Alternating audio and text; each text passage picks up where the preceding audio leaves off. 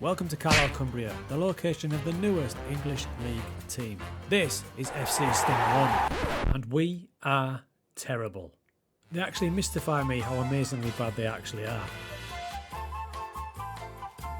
We are ranked bottom in pre-season at a whopping 600 to 1. You name a metric and we will be the worst at it. In our tiny squad we do have one shining light. Our young striker Randy Savage is our only hope. Now this squad has got more ones than the Beatles, and all the players are entirely fictional as I replaced the squad of Accrington Stanley, released them and created my own dudes. So despite creating my own club, I didn't exactly stack the squad, with current ability for every player being 50 and potential ability being 80 with a maximum of 100. That is, except the aforementioned Randy Savage, who has potential ability of 180, and he's the guy that's going to have to carry this entire club. And there he is, and it's a big ask for a 17-year-old, but you can see where he stands out with his finishing, his composure, he's off the ball, he's a blooming good striker, but what about the rest of the rabble? With max potential ability maxing out at 80 to 100, these boys are going to have to rely on some key things, such as Big John Stud, he's a centre-back, and what he can do is he can header. He's also got player traits to absolutely die for. What all these players do have in common is they've got work rate of 20, so they can work their nuts off. And I'll give them all one standout attribute. Adam Hunt can cross, Marko Kostic can tackle, and for no apparent reason, Lionel Van Dross is really composed. We only have one goalkeeper, that's Moses Thompson, who is cracking in the air with great reflexes, but don't put him in a one-on-one situation. And as for Ludwig Smith, who's the most bizarre player I think I created, he's a centre-back who can't header or tackle, but he can dribble like crazy if he needs to play as a winger. See, I told you Randy was going to have to carry this team. We really are going to have to keep this simple with a 4-4-2 and try and use Randy to our best of our capabilities. I've got him locked in as a shadow striker, he's just going to have to roam around everywhere. At the back we've got Big John, who's 6'8" and should win every header. I'm hoping for the same job from Shane O'Mac. Lionel Van Dross is playing on the left wing purely because he's got a left foot and he can't do anything else, which means John Kingsley on the right hand side has got to do all the crossing because that's what he does. In fact, if Adam Hunt down the right hand side who can also cross, we need to focus to play down that side. Scotsman Gregor Maguire will destroy things in midfield with his tackling of 20. Next to him, Jarrad Corral, well, he can pass. In fact, as much as I love Lionel Van Dross, I'm going to call an audible here and move Dan Brasco into left midfield. That's because he's got corners of 20, and passing of 20, and technique of 20, and vision of 20, and balance of 20. He could be a superstar. Just ignore the ones. And that's going to be the theme of this, because despite having the odd 20, we are still shocking. And sometimes the basics just leave us. You probably also noticed that we don't have the biggest squad, and at the minute we don't have any players in the youth team, so we'll have to wait for some new future legends. So the good news is the board are realistic, their goals are just to purely survive. So maybe I've got a chance of actually surviving this. So I've got a couple of goals for this mighty squad, and the first one is to somehow win 5 matches. If we can win 5 matches, the next goal is to win 10 matches, and the overall goal, survive a season. So how are we looking in pre-season? Well, this isn't pretty. As Wharton picks the ball up here and plays it long, Shane O'Mac's got about a 10-yard advantage over Dolan, but he's running in treacle. There was a glimmer of hope as Brasco found Savage, but the first game was a bit of a disaster, as live from the Sting Zero we got destroyed 5-1 in a friendly by Blackburn, and then by Arbroath and Queen of the South. Stingalona's first competitive game was Leeds in the Cup and Savage scored at Ellen Road, but we got battered 5-1. And just like that it was time for Stingalona's first game as a League 2 team. So we're playing Doncaster, one of the favourites for the league. This should be easy. And I've changed it up a bit. We're going for a cheeky 4-4-2, so Savage is up top. Alright, here we go then. I mean, we haven't touched the ball yet, but only 10 seconds have gone. Look at that defensive shape they're in. They know what they're doing. Look at Thompson with the composure. So we've conceded a penalty. It's the first big test for our boy Thompson in goals. Come on, big man. Oh my God, he saved it. Give me that replay. He's making himself big. Look at him. He's out-psyching the opposition. Wow. So somehow we've made it to half-time. You could say that is a bit of a battering. Oh my days. I mean, look at this. We haven't got out of our half, literally.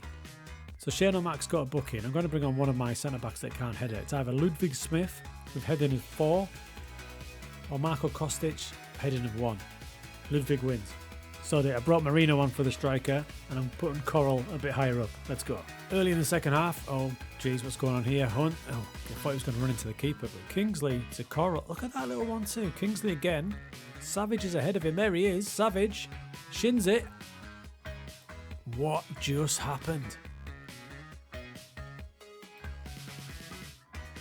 Well, we are on Dream Street after that.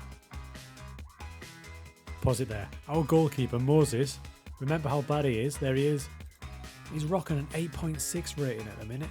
This is a nightmare for me because Savage has got an injury problem. Gibbo's got that one. Oh, Jesus. Oh, Thompson's there again. 70 minutes gone. Check out these match stats. We've actually got a free kick here. And remember why we brought Brasco on. He can pass, he can take corners, but he can't take free kicks. But look at his attributes on the rise. 13 minutes to hold on. Oh, boys. Well, I don't think it gets any better than that. And Moses Thompson, with that man in the match display, what a man. So we've got our big draw, and interestingly, after a pre-season and just a couple of weeks of training, these boys have shown some improvement. Remember Big John Stud and his army of ones?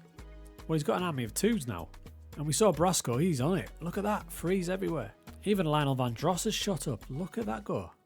Maybe there's hope for this squad yet. Anyway, that result has put us in 11th. That's probably as good as it's going to get. Let's see how they do in a few weeks' time. So I need to be honest, that Doncaster game, well, that was the highlight. This player I've highlighted, that's our key man Savage. Watch what he does here. The badness is contagious as he plays a through ball to one of the Harrogate strikers. So our debut match at the glorious Sting Zero in Carlisle was absolutely devastating. We clocked up a few more defeats, but Savage was trying his best to keep us in this. And by the end of September we managed to get 3 draws, but we still ain't got that win. So thankfully it was time to play Cheltenham, who are also completely rubbish. And also they have the worst named stadium I've ever seen. This was the game a new hero was born. Enter Sam Glass. He helped us to our first win, so that's number 1 knocked off our goal of 5. So now we're on a roll, but then some more hilarious defending from the Afro-Lidden Smith meant that we fell behind to Morecambe. But a Shane O'Mac header and then a stunning hat-trick from our new man Glass meant the tide could be turning as we win 2 in a row. So what I'm seeing is any points now are a bonus because our attributes are starting to rise, but they may not click in until the midpoint or later in the season. So if we get more wins like this in the bank, if this squad's attributes continue to rise as they shoot down their potential ability, the second half of the season could be time to charge. But then we lost 8 matches in a row, and it was definitely time to change up the tactics, so we went for this wide diamond. Now I've got my new striker Sam Glass, I can move Randy Savage somewhere else. There is the chosen one. He's done well this season, but he's currently getting outscored by the Glass man. So that competition brought out the best in Randy, as he wanted to be the top boy and he scored twice in the next match. Bromley, I would like to play you every week, please. So what about Moses in goals? Let me introduce you to the greatest goalkeeping performance I've ever seen. The victims, Notts County. I mean, it began early. This was the 1st minute. How about the 5th minute? And by the time Big John Stud committed his 430th foul of the season and got sent off again, it just seemed that Moses knew it was time for him to be the hero. He was even covering for his terrible teammates' mistakes with some stunning saves. He got a player of the match, 9.3 rating. I've never seen a goalkeeper get such a massive performance. And the match itself, I mean, if you're a Notts County fan, I can only apologise. At this point of the season, pretty much halfway, we were second bottom, but all hope was not lost. Our squad is the youngest in the league by an absolute mile at 21. These boys need a father figure or two. Now obviously we have no money at all. And I wanted experience, so I thought I'm going to sign a couple of father figures for these boys. So I went to age and I knocked it all the way down to 35. The bare minimum will be a 35-year-old. Non-contract, freebies. Jamie Vardy's there. Surely he wants to be part of my revolution. Nope. It's time to get a bit more realistic, although the prospect of Fellaini was massive. He wants to negotiate, but he only wants to be a coach. Devastated. Instead, we signed 39-year-old Joe Cardle and 39-year-old centre-back, iconic David Wheater. That brought up the average age of the squad to 23. And now well over halfway, all the players' attributes were starting to rise. Well, apart from Marko Kostic. We managed to steal a win against Salford. And yes, Moses was man of the match again. And then our new iconic partnership up front, Savage Glass, gave us our 5th victory of the season. And that shot us up to 21st. this mission could actually be on. The way our season's gone can be summed up by the average rating table, where the 4th player in the league is our goalkeeper Moses, and that's despite him conceding 62 times in 23 matches. And the combination of those two older players and our players gaining confidence and, most importantly, better skills, meant that this trip to Harrogate gave us our 10th win of the season. So the worst team FM has ever seen have now clocked up 2 of the objectives. We've won 5 and now we've won 10. But trouble was starting to brew with Randy Savage. Not only had his agent managed to get $5.5 grand a week out of us, but bloody Chelsea are after him. Course they are. By the way, shout out to assist machine John Kingsley down the right hand side. He's managed to clock 10 assists this season, but the undoubted star of the show is our man Moses, whose ratings have shot up and his value has gone to an absurd 3.4 to 5.2 million. We managed to get another win, this time away at Barrow, with some of the best football we've produced this season. But then, maybe getting too cocky, we lost 10 matches in a row at the end of the season. Yeah, there were some bad defeats in this run, and even Moses could not save us. We did end that run with a final day draw against Chesterfield with the Glassman and Lionel Van Dross, and that meant after a long old season, we accomplished our objective 3 by keeping FC Stingalona in this league by 10 clear points. Let's just not mention the fact we conceded 122 goals, and that's despite the King. Speaking of the King, check out his data hub. He is far and away the king of goalkeepers. I just feel sorry for him. But this was a fun year for me in charge of FC Stingalona. Some legends were most definitely born, and who doesn't love beating the odds?